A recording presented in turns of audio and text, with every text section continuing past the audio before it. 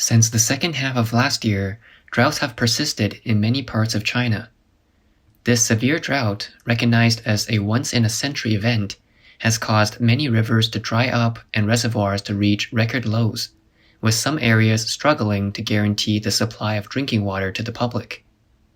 At this time, which coincides with the peak time for plowing, many are worried that planting will likely be delayed due to the inability to irrigate the farmlands.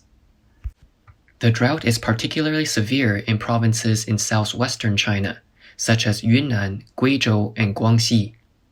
In Hezhi City, Guangxi Province, residents say that it has not rained for over 6 months.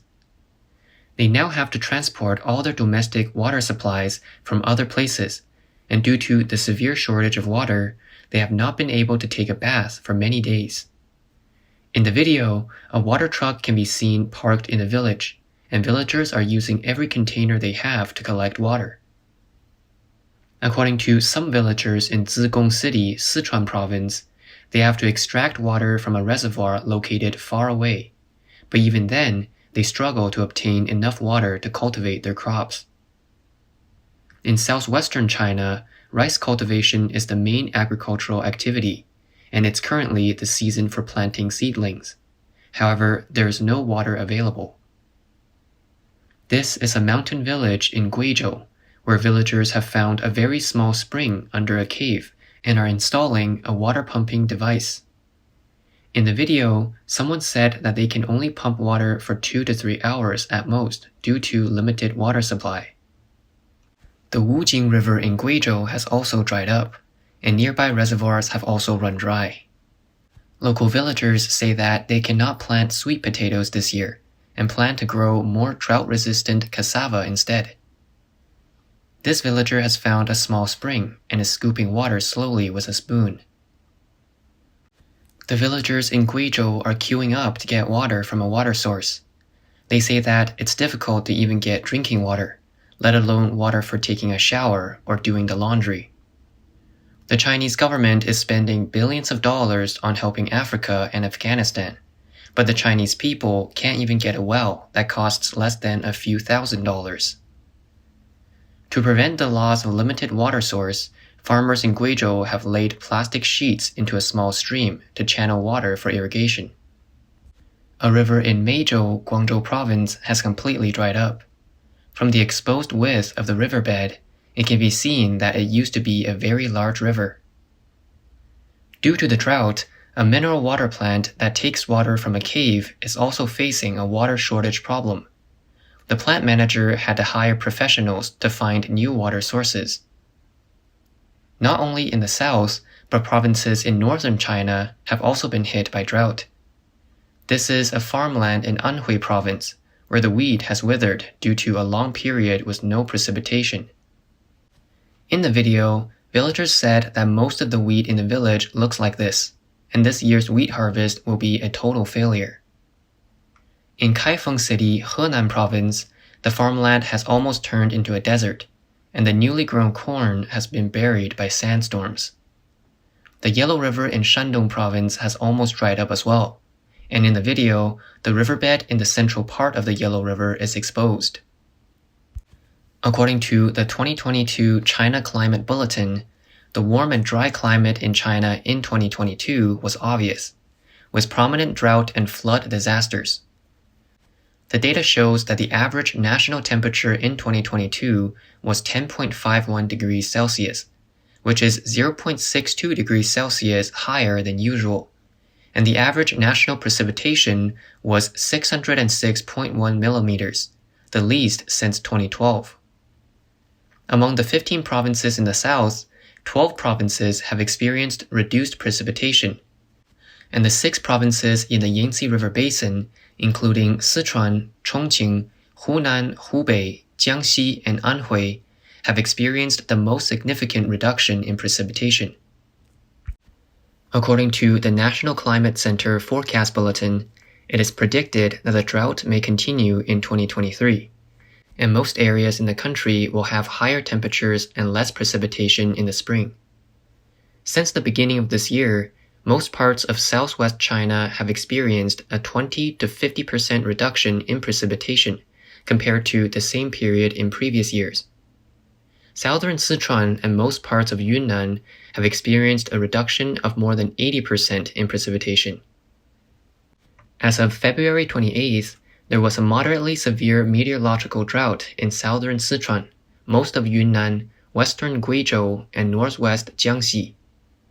The coverage area of drought in these four provinces was 458,200 square kilometers, including 141,900 square kilometers of severe drought. This kind of drought may be ongoing. According to experts, the southwestern region of China is a mountainous and high-altitude area with large terrain variations, resulting in the uneven spatial and temporal distribution of water resources and frequent drought disasters. However, some experts also believe that this prolonged drought is related to the large-scale construction of dams and reservoirs by the Chinese Communist authorities, especially the Three Gorges Dam, which has a significant impact on the surrounding climate. We also note that in 2022, the most significant decrease in precipitation occurred in 6 provinces in the Yangtze River Basin. We have discussed this in detail in previous videos, and we suggest watching them if you're interested. As the spring sowing season begins, Chinese farmers cannot plant important grain crops to sow on time due to the drought, intensifying concerns about possible food shortages in China.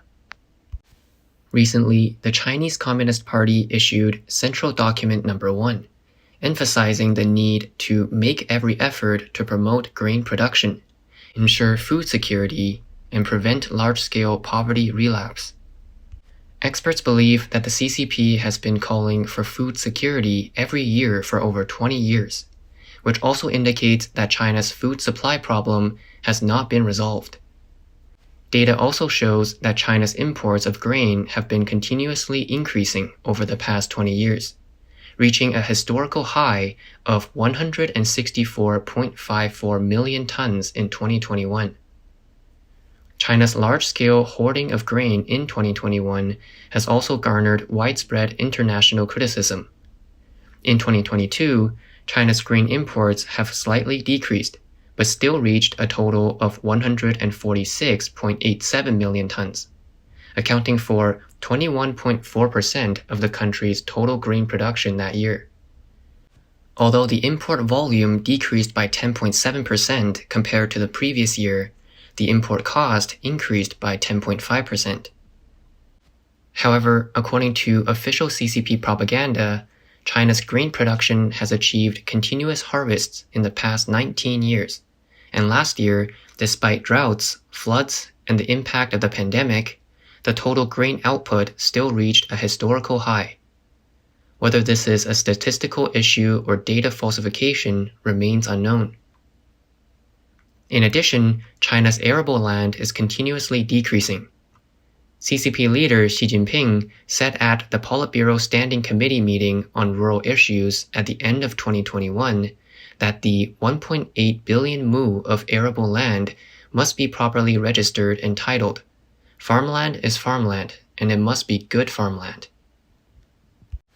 At the command of Xi Jinping, local governments began to take action, even setting various targets or providing subsidies to increase cultivated land area.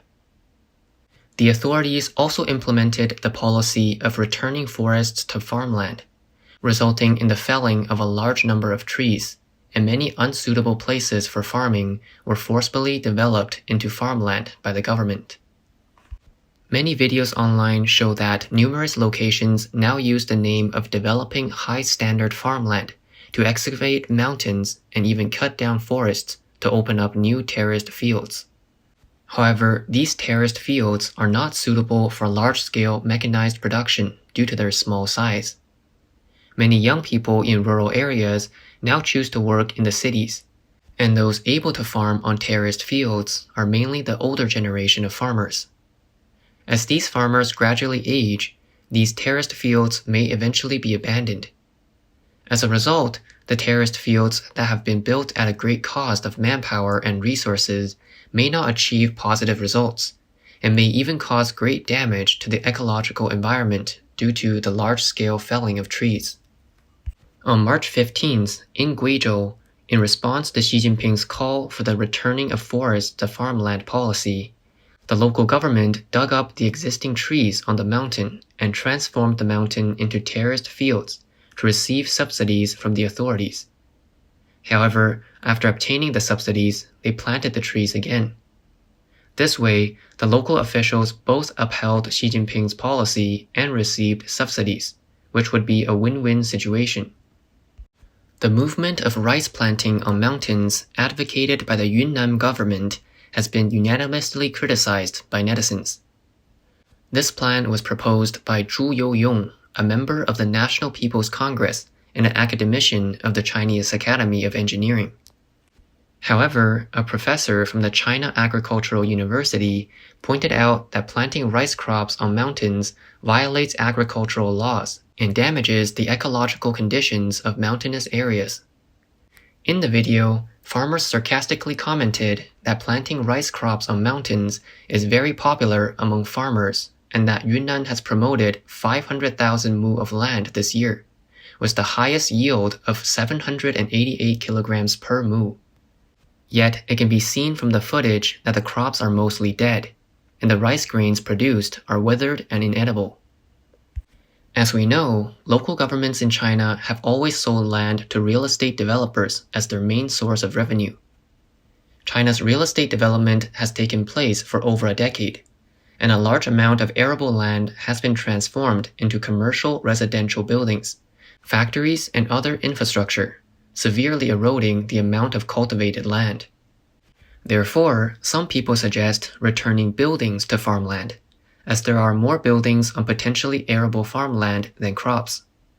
Last year, we reported that in many parts of China, farmers were forced to convert existing land, such as forests, orchards, or fish ponds, into farmland to increase the cultivated land area count. The losses caused by this policy can only be borne by the farmers, leading to much public discontent. In fact, since 1999, to improve the ecological environment, the CCP had proposed a policy of returning farmland to forests. And at the time, the farmers had responded to the government's call and contracted land to plant fruit trees or other economic trees. After years of unremitting efforts, the goal of returning farmland to forests was finally achieved. But now, the authorities are ordering the fully grown fruit trees to be cut down and turned back into farmland. This repeated back and forth, coupled with the corruption, deceit, and cover-ups at various levels of the government, makes it difficult to truly resolve China's food problem. And in the end, it is always the ordinary people who suffer.